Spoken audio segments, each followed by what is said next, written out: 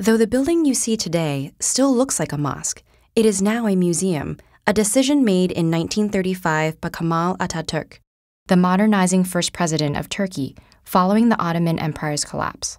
There's so many murders of Christians around the world, especially in the Middle East, it doesn't even make the news anymore. There was some news the other day about a ship of refugees in the Mediterranean capsizing, killing 700. That's tragic, of course, but a few days earlier there was another ship of refugees from North Africa going to Italy, and it turned out that the refugees, the Muslim refugees in the boat, had murdered all the Christians on the boat, threw them into the water before they went to Italy to become great citizens. It's not just at sea, of course. The Islamic State now makes a habit of taking Christians to the Mediterranean shore, slitting the throats of the Christians. The symbol being the blood would flow into the Mediterranean all the way to Rome, the heart of Catholicism. It goes in the Islamic State, of course, where Christians are murdered en masse. But it happens elsewhere too, including in the NATO country of Turkey.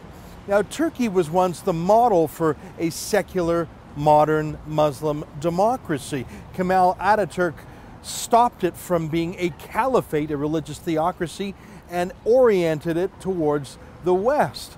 But those days are gone. Under its current leader, Recep Erdogan, it is becoming an Islamist country that happens to dress in a suit, not the abayas of the Islamic State.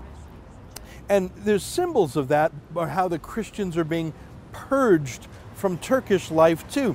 Take the massive building called the Hagia Sophia. It was originally a church, of course, when Istanbul was called Constantinople, and it was a Christian city.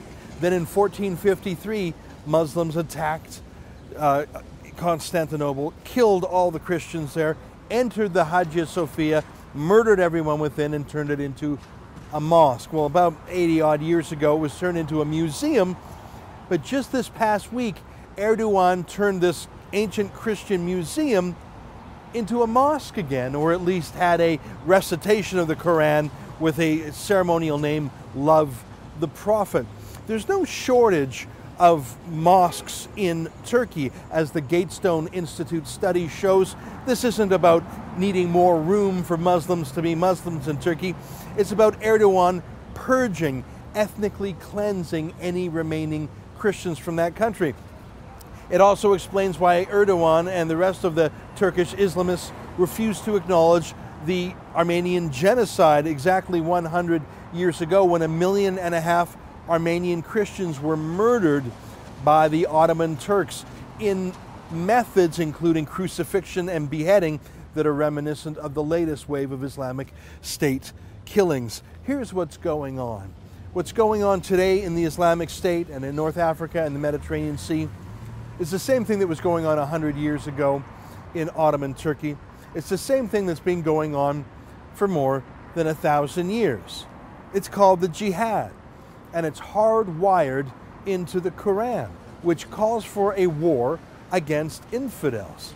According to the Quran, the world is split into two halves: the house of submission, Dar al-Islam, and the house of war, Dar al-Harb.